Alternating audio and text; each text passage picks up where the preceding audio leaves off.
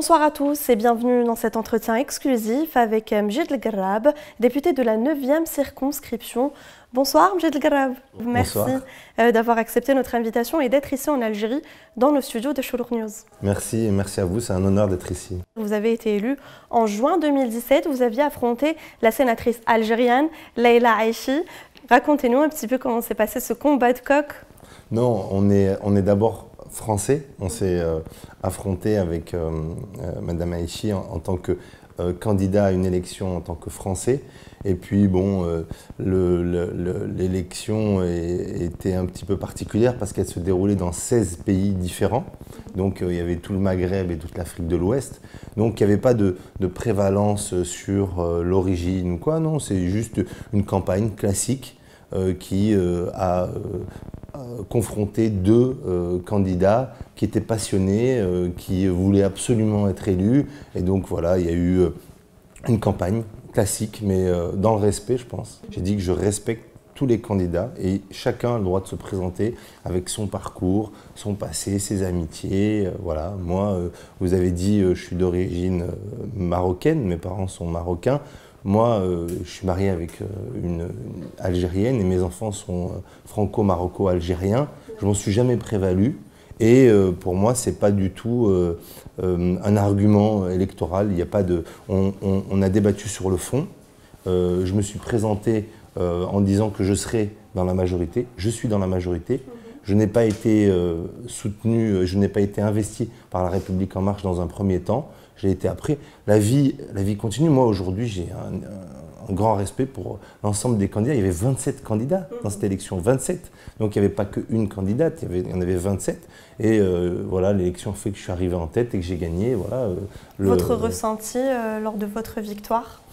J'étais très heureux et ça m'a beaucoup ému parce que je ne suis pas né dans la politique. J'ai grandi dans un petit village, une petite ville en France. Mes parents viennent d'un petit village au Maroc.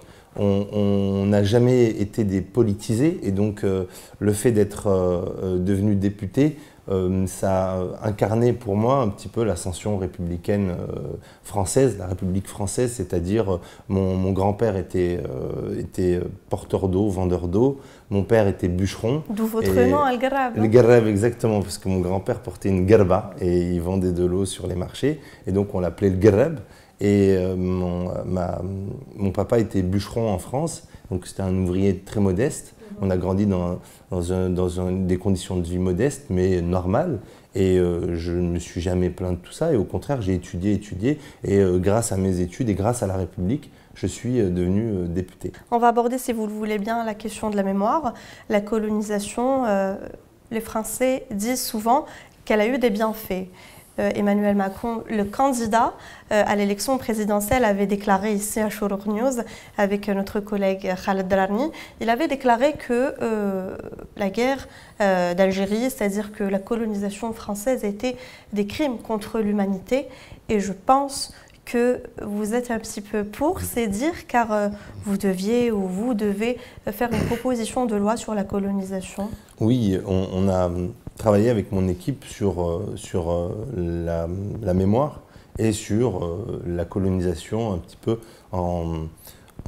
disons en ricochet à ce que le président le candidat à l'époque avait déclaré, même s'il était un petit peu revenu dessus pour préciser les choses.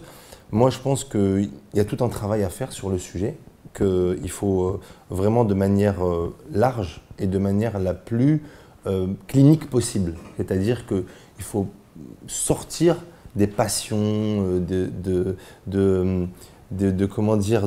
l'affect et regarder un petit peu les choses. On a fait un grand travail sur l'esclavage. On a fait voter une loi, je crois que c'était en 2001, la loi Taubira, sur l'esclavage, pour reconnaître l'esclavage comme un crime contre l'humanité. La colonisation, c'est différent, mais il y a un système colonial, il y a eu énormément de choses qui ont été faites durant ce système colonial, et il faut aujourd'hui que le président, comme il s'était engagé, d'ailleurs, on a la chance d'avoir un président qui comme on dit, parle cash et dit les choses comme elles sont. Et il ne fait pas de circonvolution, de détour. Donc il faut qu'on aille sur ce terrain-là et qu'à un moment donné, on produise un acte qui soit législatif. Alors, est-ce que ce sera une loi? Est-ce que ce sera une résolution? Quelle forme ce sera? On verra. Mais en tout cas, j'appelle vraiment le Parlement à se saisir de cette question. Et en tout cas, moi, vous me trouverez bien évidemment au rendez-vous de ce grand acte qui ne sera pas uniquement un acte législatif, ce sera un acte mémoriel important. Et je crois que le président de la République est prêt à le faire. C'est un secret pour personne. Entre la France et l'Algérie, les plaies sont toujours ouvertes. Qu'en est-il réellement de la restitution des crânes, des ossements qui se trouvent actuellement en France toujours? Je vais vous dire une chose. Le premier acte que j'ai fait en tant que député, j'ai été élu, je crois, le 18 juin. Et le 21 ou le 22 juin, la première lettre officielle que j'ai faite en tant que député, c'était justement aux différents ministres de la Culture, au Muséum d'histoire naturelle où sont entreposés justement les crânes des résistants algériens, les ossements des résistants algériens. C'était pour qu'il y ait une restitution. Parce qu'il y avait un grand mouvement de chercheurs, d'intellectuels qui disaient voilà, il faut faire ce geste-là. Et donc, ça a été une des premières lettres. On m'a expliqué, on m'a répondu que c'était compliqué parce que ça demandait un acte législatif important, etc.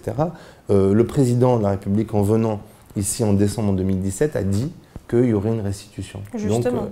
Donc aujourd'hui, il faut que nous, les parlementaires, on travaille de manière législative, mais je pense que ça doit se faire plus globalement. C'est pour ça que je vous parlais de mémoire, c'est qu'il y a beaucoup de choses qu'on doit rendre, que la France doit rendre et qu'elle doit reconnaître. Donc je pense qu'il faut faire un gros travail sur la mémoire et avec un grand acte mémoriel qui soit vraiment significatif pour dire, voilà, maintenant, on tourne la page et on écrit ensemble un avenir commun.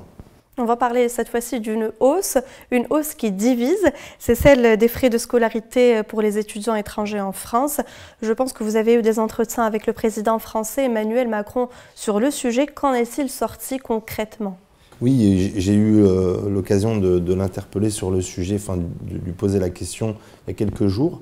Et donc, il m'a expliqué les contours de cette décision d'augmenter les frais de scolarité, les frais d'inscription pour les étudiants étrangers, pas que pour les étudiants algériens, mais pour l'ensemble des étudiants. Tout à fait. Et donc, je me suis entretenu avec son équipe, je me suis entretenu avec les différents ministres, et c'est une décision, moi, qui ne me convient pas. Voilà. Et j'ai un immense respect pour le président de la République, mais je lui ai dit, ça ne me convient pas et je pense qu'il faut qu'on trouve une solution médiane. C'est-à-dire que sur le principe, pour qu'on comprenne rapidement, c'est qu'aujourd'hui, un étudiant en France, ça coûte 10 000 € par an pour l'État français. Et aujourd'hui, il paye 170 €.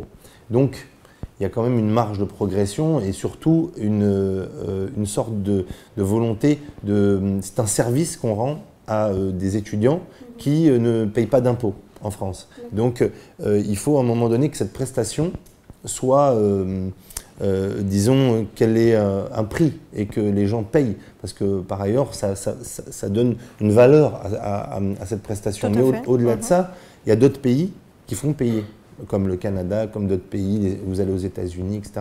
C'est payant et c'est très cher. Mais pourquoi cette hausse ?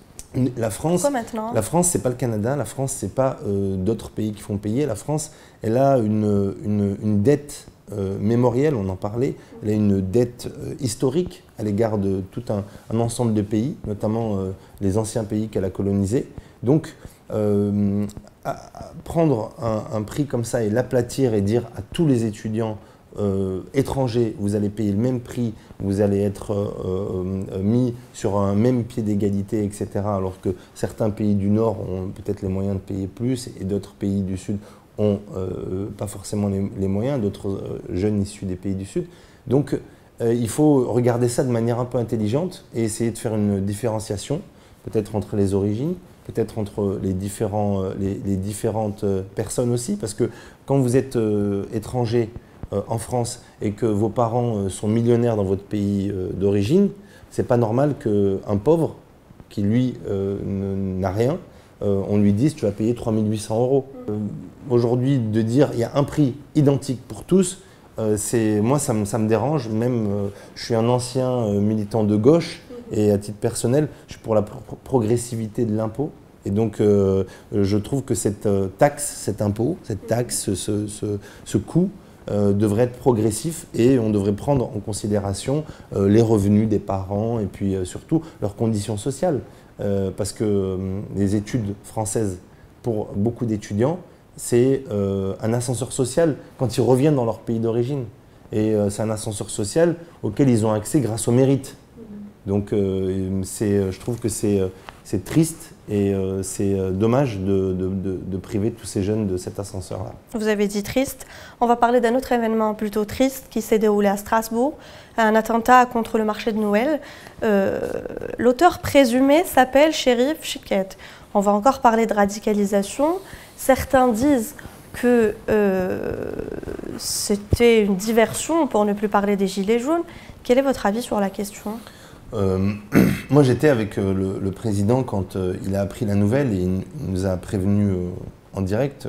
Je peux vous assurer qu'il il a quitté précipitamment le lieu où nous étions avec d'autres députés pour aller se rendre dans la cellule de crise. Je peux vous assurer qu'on a tous été, choqués et attristés. Et on s'est dit, voilà, encore une fois, depuis 2015, la France est victime d'attentats. La France est blessée dans son cœur, dans ce qu'elle a de plus cher. Et aujourd'hui, ceux qui disent que c'est un complot, etc., sont indignes.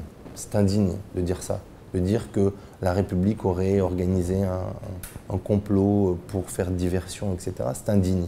Voilà, je n'ai pas d'autres mots. C'est indigne. Donc, il faut même pas répondre à ça. Par contre, effectivement, il faut regarder précisément de quoi il s'agit. Apparemment, c'est un jeune qui avait surtout un profil de délinquant, de grand délinquant. Donc ça, c'est une chose. On ne peut pas être un grand délinquant et un grand musulman. Il y a une contradiction.